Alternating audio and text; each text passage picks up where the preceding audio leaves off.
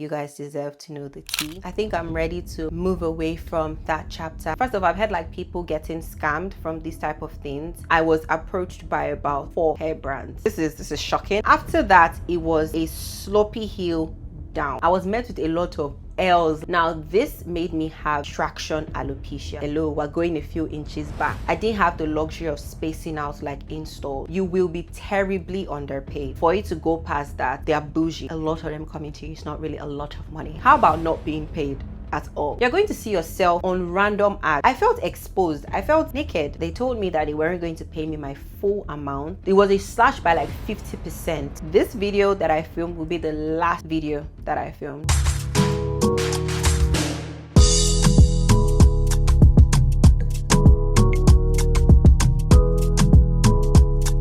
Hey guys, how are we doing today? It's your girl Yechi here. If this is your first time on my channel, hi, my name is Oniye and I'm a content creator living in England. Guys, this topic, let's just begin, honestly. Like, let's just jump right into it. It has been a long time coming because it's something that happened to me in the first quarter of the year, but I kind of dragged it because I was still in the second quarter. I was like, I was still like going back and forth, but now I've properly made up my mind, and that is why I'm ready to properly talk about it. I have gotten questions from you guys asking, oh Yechi, I haven't seen you post a wig video in a while. I haven't seen you promote like the wig brands that you used to do. And that was what I majorly did in 2023 and 2024 with my YouTube content. It was a big part of my YouTube content here. And I'm also making this video just in case anyone like joined my channel, like became part of the family, the subscribers, because of that type of content, and you no longer see that, just to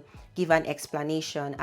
I do like to be transparent in my journey as a content creator. One, because I just know that there are actual human beings that are coming on this journey with me, and you guys deserve to know the tea. Also, I know that I have a community of content creators following me, and this is something that was a huge learning curve for me, and I want as many people as possible to also learn from my experience. So that's why I've decided to make this video. I've listed out my reasons, which I think are very, very concrete. I have gone back and forth, evaluating it, and now I think I'm ready to move away from that chapter and explain why I stopped working with hair brands, and I wouldn't advise any content creator to do that. So when did it all begin? When did I start working with hair brands? I think it started sometime in 2023, but I got approached to work with a wig brand. They were willing to send me the hair, and they were also willing to pay, which was shocking because prior to that, yes, I was doing my wigs myself. Like when I buy wigs, I'll style my hair by myself. I would consider myself, a fine babe. And I got approached, and to me it was a bit shocking. First of all, I've had like people getting scammed from these type of things. The email wasn't like an official email, but I'm like, I felt safe because I'm like, I'm in a country, and also the nature of where I was living there, you can't exactly come and harm me. The wig doesn't come, I just won't shoot the video. It's not that hard. It's not like I'm paying anything upfront and then you give me money back. That wasn't the case. They then asked me to make the video, and then they would pay me after I make the video, before I make the video go public. So I'm like, okay, I'm gonna make the video, and then I'm going to send them the link for them to preview it. If they like the video, they would pay me. After I'm paid, I can make it go public. So that was the agreement. So it didn't seem like I was going to lose anything from it. I'm like, okay, yeah, let's just do it. I made the video, sent it to them, and they actually paid, and I posted it, and there was no issue. So I'm like, okay, all right, this was interesting. I didn't think it would become like repeated. Honestly, I just thought it was a one-time thing, and then like the money came to me then, so that's fine. Then the next week, let me say like 2 weeks after I posted the first video, within the first 2 weeks of that video, I was approached by about 4 hair brands, and I was like, okay, wait, what's going on? Like, this is shocking. But after that, more brands came, and the nature of me working with them was the same. And after a few months, brands started coming back. So they're like, oh, Yechi, would like for you to make another video for us. It became like a thing that was doing, like, in a month I could do up to 3 videos on YouTube. I was trying to keep it around 2 because I didn't want it to become my major content. But honestly, at that point, I didn't have a full-time job. The cash flow with the frequency of the video was also good. So I'm like, it's okay, we can make this our thing here. Also, I was learning how to work on wigs at the time. So because I was getting the wigs and I had to like style it, I learned how to pluck, I learned how to curl hair, I learned how to layer. I basically learned a lot of things. It was hard work because honestly, wig videos could take me about 6 hours to shoot, and then editing is like a different ball game. I was very much, I would say, desperate for the cash then, and it seemed like really good to me. Now, this is not to say that all the things I said, you know, regarding like the brands I worked with then, or all the things I said, you know, regarding the hair that I was promoting then wasn't it. One thing about me as a creator, I do try to be transparent. So I was trying to show you guys, if you watch any of those videos, the wigs, when it comes out of the packaging, what I receive, okay, I tried my best to do that because I know that it's one industry where there's a lot of what I ordered versus what I got. But I'm like, hey, this is what I received out of the package, and I would show the process. If I'm doing any form of plucking, I'm doing it on camera, I'm taking you guys through the process. The products I'm using to install, I'm sharing it. I honestly believe that I did it, and I fully did it to my best. Okay, now to the reasons why I stopped. So the first thing is, I never really wanted to be a wig influencer. It was something, from the story I told you guys, it was like an opportunity that came my way. I never really manifested it, let me say it that way. Like, when I was starting off as a content creator and I was listing out brands I wanted to work with, like dream brands, wig companies were never in the picture. Never in the picture. It wasn't something that I really craved.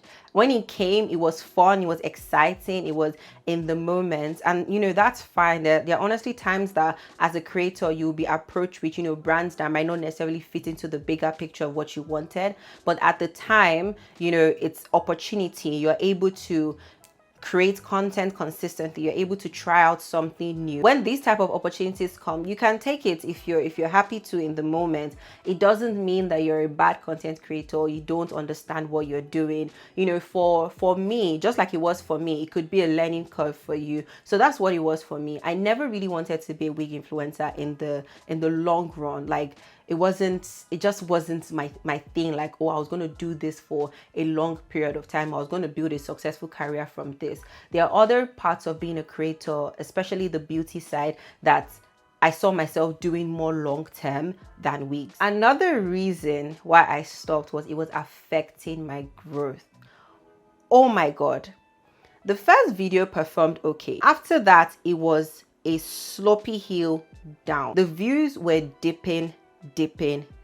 This was driving me crazy because I was like, guys, I'm posting videos, why are you guys not watching? But it wasn't the content that I started feeding my audience with at the beginning. So it was very much new, and a lot of people also could not relate because honestly, I know that I have people in this community that don't wear wigs. Like the guys here, while they watch me install a wig video for like 18 minutes, for like 15 minutes, like they wouldn't, no matter how much I'm loved. So it was something that was made for a very niche like community, and that's not the community that I started building here. So it was very much not interesting for a good amount of you guys here, and I'm sure you'll be able to, you know, attest to that you couldn't really relate with the, you know, wig videos all the time. Some of you were just watching for, maybe you want to learn how to do your own wigs. But month after month, the views kept dropping. My subscriber growth kept on dropping. And at some point, I'm like, okay, Yechi, let's go to the drawing board and let's actually find out what is going on. And I think there was a particular month where all I posted that month was like the wig videos. Like, I wasn't really posting my vlogs, or maybe I posted like one vlog or so. And the difference was shocking. So I'm just like, Yechi, it doesn't look like this week videos is your way to blow on this YouTube. You have to re-strategize. And that's one thing about me. I am not afraid of change when it comes to my content. There was a period of time that I was afraid of it. I just felt like, oh, if I keep doing the same thing over and over again, one day we'll hit gold. It's not always the case, especially here on YouTube. It's not always the case. At some point, I started going back to these WIG brands, and then I would tell them that I only want to post on TikTok, because actually the videos were doing way better on TikTok. I was met with a lot of L's, like, oh no, we want YouTube. We want YouTube. We don't want TikTok. We want YouTube. Some of them would bite and then say, okay, let's do TikTok. But they would drastically reduce my fee on TikTok. Like, drop it down a lot for a TikTok video. Some would still be willing to like pay enough for TikTok. Some wanted me to add the TikTok to the YouTube. So they're like, oh, I know you want TikTok, but add it to the YouTube. So I tried that, but it was also like really affecting the income. So after a while, I think about 2 months of being stubborn and not wanting to post on YouTube, only post on TikTok, I told myself, Yechi, let's go back to YouTube. Let's take the money and post the videos. But it was seriously affecting my growth. Still talking about growth, guys, this one I'm a little bit insecure about it, and I haven't really like opened up publicly about it, but it affected my hair growth a lot. Wearing wigs week in, week out, taking it off, installing a new one. There was a particular day that I installed 2 wigs in that day. So especially when I started working, I didn't have the luxury of spacing out like installs. So I would try to do my installs like during the weekend. That means like Saturday I install 1 wig, and maybe Sunday morning I install another wig, or Sunday evening I install another wig. Now this made me have traction alopecia. My front hair is like, currently I'm still recovering it, but it was bad. I started having bald spots in my front hair. My hair itself, because I was, I'm always on wigs. Like honestly, right now I'm always on wigs, but that time I was neglecting my hair. Literally, I just put my hair in cornrows and then I leave it there, because if I take it out of cornrows, I'm thinking of the fact that, oh my god, I have wig videos to do. So my hair was like always in cornrows. I wasn't taking it out regularly to wash it, to treat it, all of that. Like my hair was in shambles. When I noticed it, I started to research, and then of course like people started telling me about like, the installs you're doing, the frontals you're doing regularly, the glue, even the ones that, because most of the time, you guys know I use adhesive glue. I try not to use like the glue, you understand? I use like adhesive sprays, because that one can come off with water. But if you're consistent with that one too, your hairline will tell you that, hello, we're going a few inches back. But guys, it was just really bad. I think December was like a turning point for me that I'm like, okay, Yechi, you actually need to look at your hair and take it seriously. Because if I want to step back from like, being a wig influencer, I actually want to wear my hair out more. I love short hair. Like I love a pixie cut. It's something that I want to go back and cut my hair to, like have a short bob, have a short pixie. I love it so much and I admire it on other women. I'm like, oh, I want to do that. But guess what? If my hair is starting here, I can't even try that. And that's what we're getting to, guys. So currently, although I'm still wearing wigs a lot, but I'm more intentional about caring for my hair. And because I don't have to like, wear wigs that I install, like the frontals, all of that, I am able to, just let my hair breathe, honestly. And I've seen great results so far. Maybe I would do a video talking about like the hair growth journey, but yeah, I'm still in that process. And yeah, it's not really content that I want to start. You guys should please bear with me. But maybe my vlogs, I think in one of my vlogs like a few months ago, I spoke about like a wash day. I spoke to you guys about my hair. That is progress from the beginning of the year, and it's still that bad. Can't even imagine how bad it was like earlier in the year. Another reason why I stopped, and this is another reason why I do not recommend for creators to go into this niche, especially as their only niche, is you will be terribly underpaid. Terribly underpaid. So a lot of these brands consider the wig they are giving you as a form of payment. For me, at a very young stage as a content creator, maybe not so young, but pretty much early, I stopped seeing products as my compensation, because if I was to start a job, working a 9 to 5, most companies would give you like a laptop, they would give you things that you need to get started, create your Microsoft Teams account for you, basically give you access to tools that you need to do your work. If you're working like a 9 to 5 in an office, they would already set up your office desks for you. There's Wi-Fi in the office. Now, these are the things that you need to do your task effectively. So when you give me a product to showcase, like let's say you give me this foundation to share to my community, to my audience, it's not really payment for me. Do you understand? Like, there's no way I have to actually use the product to show to my audience. So I don't see it as payment, but a lot of them see it as payment. So it's more like, oh, they're giving you a wig worth $300, and then the payment on top of that could be like additional, like maybe $200 to like $400. For you to go past that they're bougie. They're very, very bougie. Or you have like a very wide reach. But if your reach is just all right, trust me, you're not going to be paid much. So what that means is, if you want to have money that can maybe sort out a couple of your bills in a month, you need to probably do about 4, 5, 6 videos. If you've been like an OG on YouTube and you follow like a lot of wig influencers, you tell that their consistency is quite tight. And it's simply because for you to gain something substantial at the end of the month, you have to post a couple of times. And so many times I negotiated for like higher pay. It's really difficult to get a good one. Honestly, it's really difficult to get a good one. And there was a time that I felt, oh, was I the problem? I went to an event and then I had a chat with like it was a beauty event where a lot of beauty influencers there.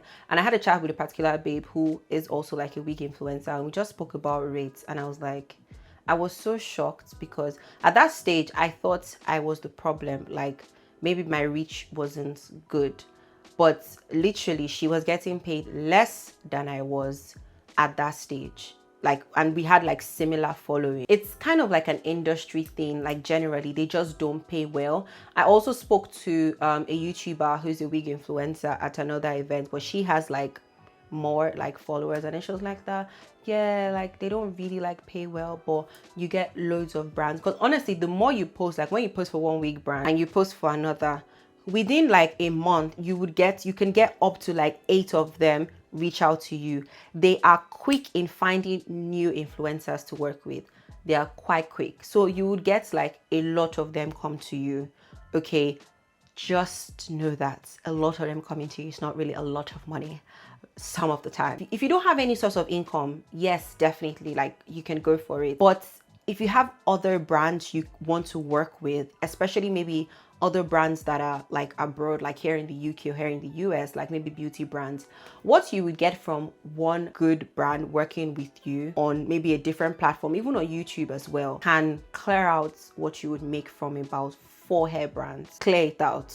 So, and you're spending like less time sometimes working on these like videos for other brands. So for me, it was just like, okay, Yechi, let's do the math. You're putting a lot of effort.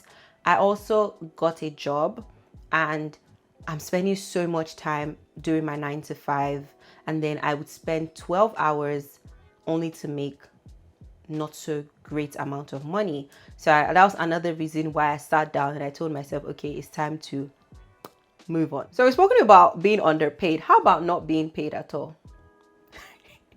Now, this was something that happened to me, but for usage rights. So the thing is, once you start, they don't really understand usage rights. Like, oh, you created this video for just your YouTube channel. You're going to see yourself on random ads. People will DM me, say, oh, Yechi, I saw your video here. Do you know this brand? And I'm like, okay, when did we agree that I'm going to create content for your website? I'm seeing myself on some brands' websites. I'm just seeing myself everywhere. Or the worst was Instagram. Like when you're going through Instagram stories, I just see an ad and it's me. And sometimes I don't know if they have a network and they pull each other's content. Sometimes I created this video for a different brand and I'm seeing it being used by a different brand promoting, I felt exposed. I felt naked. Like, I'm everywhere. You just turn, you just see Yechi's doing a video. And when they come to you with like the agreement, a lot of things, honestly, a lot of things can be very fishy. Even the email addresses that they use to reach out can be very fishy. Like, oh my God, you would see like this hair01@gmail.com, and that's actually the company's email address. Yeah. If you want to use at the website.com to verify them, you are going to wait there because it might actually be like the company, but their email addresses are so off. And when they send the agreement, you're just like, okay, where do you start from? It's like trying to say you want to sue Shein, or like, where exactly do you start from in this? The best I do sometimes is report post when I'm not aware, like we didn't have this agreement. I would report it to Instagram. Instagram almost never does anything, literally, but that was just like the best I could do. So I felt really tired of, you know, being paid for one thing and then you're getting another thing. Like, it just, to me, it just wasn't fair. It didn't make a lot of sense. I didn't feel good about it as well. So I'm like, okay, it's time for, you know, this chapter to close and let me move on to, you know, brands that understand, you know, ethics, like how to work with creators, you know, usage rights, you know, exclusivity, all of that. And, you know, just stop exposing myself to be tossed, you know, to and fro. I had an influencer share like her experience, but I'm like, I think I was very early. So I'm like, it can't be that bad or something. Now I'm like, hey, auntie, you should have pulled my ear. I think you guys know that for things like this, there's a point of turning. There's a turning point. There's a point where your eye will tear, your eye will open, and you would really see what you should have seen all this while. So I think it was early this year or ending of last year, I had a brand reach out to me, and this was not my first time, second or third time even working with them. I think, yeah, maybe like my third or fourth time working with them. And I got the hair that they sent. I received the package. I let them know that I received the package. And then I shot the video. I received the package, I shot the video. But between when I shot the video and then like trying to edit it, I felt sick. I was actually quite sick.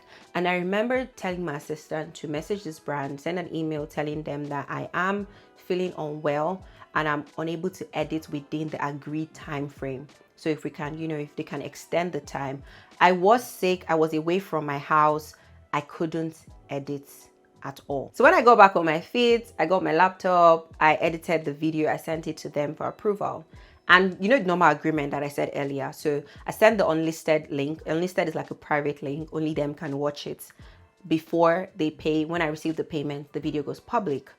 Now, I sent them the unlisted link, and you guys will not believe what this brand told me. They told me that they weren't going to pay me my full amount because I have passed the period where the video was meant to go live, despite the fact that I had explained my reason to them why I couldn't edit the video. And this was a huge slash of my already cheap fee to like, it was a slash by like 50%. I'm like, this does not make any sense. This is not nice. This is not fair. I've done the work. Like, why am I getting this? I was very confused because it's something that in my over 5 years, close to 10 years, honestly, of being a content creator, I've never seen this type of thing before. Never. I was very shocked, and I was like, okay. I simply said I'm not going to publish. I'm not going to make the video go public. I'm just going to keep it in my draft, and if they change their mind, I want to pay my full fee, maybe I can release it, but nah, the video is not coming out. And yeah, I said what I said. They said, okay, no problem. They didn't get back to me again about it, and that was the point where I'm like, okay, this video that I filmed will be the last video that I filmed. I got so many emails the month after, 2 months after. I still got emails this week from hair brands. I'm just like, this is a chapter, and I honestly hope that this video actually sends a signal to them to stop sending me emails. Please stop. I'm honestly ready. I have moved on. It was honestly like eye-opening, and I feel lighter these days. But going forward, I want to create more content around the type of brands that I want to attract, continue doing more of that and creating content for my own people, because I saw the signs that you guys were not really into the hair videos, but I just kept on pushing. Honestly, it was the bills that pushed me to that. I put it to you guys, it was definitely the bills. Because it wasn't really the smoothest period, like that whole period for me financially. I just feel like, oh, I did not listen to my audience, and that's not something I encourage other creators to do. So I kind of want to say sorry to you guys that I kept on serving you guys meals that you couldn't eat or wasn't really your vibe. And, you know, to assure that going forward, I would pay attention to that. If there's going to be any change in like the content style and what I do, I would inform you guys, see how we can make it our own, you know, see how we can, you know, make it IAMYEYCHI style that you guys can still enjoy. But yeah, I just wanted to talk about this. It has been on my chest, and I'm so happy that I have let it go. Like I said earlier, I don't have anything against like the brands that I worked with, honestly. Like I'm still, this is a wig from one of them that I got like maybe close to 2 years ago. I still wear like their unit. This is not to say, oh, don't go and shop them, you know. No, I'm not saying that. I'm not pushing that. If you go back and watch the videos, they're still going to be on my channel. I'm not taking any video down. Okay, go back, watch the videos. If you're looking for where to shop wigs, go there, patronize them, have a good time. It's just that it no longer serves me as a person, as a creator, you know, what I envision for myself. And I just wanted to work with, you know, brands that make me feel a lot safer and understand like working with creators and respecting like creators, our usage rights, all of that. So that's why I stepped away from that chapter and moving on to more things. Before you guys ask me what kind of brands I want to work with going forward, I'm very much a beauty girly, fashion brands and tech brands. I'm very much leaning more towards tech brands. Maybe I can explain why. I actually just love using tech product these days, tech tools. I use tech tools for like my wedding. I'm still planning my wedding. I'm still using a lot of tech tools. It makes me so happy when I discover something that can make my wedding planning a lot easier. And as a creator, I'm always using tech tools. So yeah, those are the type of brands I want to work with. With any change to the content here, maybe not so much. Maybe some things around founder content, because I started a new business, Okesa. That's what I'm wearing. Okay, this one, we haven't launched this yet, so let's keep you under the fridge. And then yeah, I'm wearing Okesa here. So maybe around like founder content, you know, taking you guys through more of the wedding planning as well. And yeah, just everything lifestyle as well, bringing you guys in as much as I can, as much as I want to. And yeah, but thank you guys so much for listening to this video. Let me know, let's chat in the comments. Let me know your thoughts, what you guys think. Did I make a bad decision? I don't think I did. And I honestly, if anyone tells me I made a bad decision, I mean, that's fine, it's your perspective. But I feel freer, lighter, and I love it for myself. Yeah, so other content creators that have been wanting to go into that field, this is your cue to take it with a pinch of salt. Just take it with a little bit of salt. Just, you know, do whatever you want to do with this information. Honestly, like just do whatever I want to do with this information. Yeah, I hope you guys enjoyed this video. I will talk to you guys in my next video, which I don't know what it is, but you'll love it because it's not going to be a wig in store. I'm so sorry.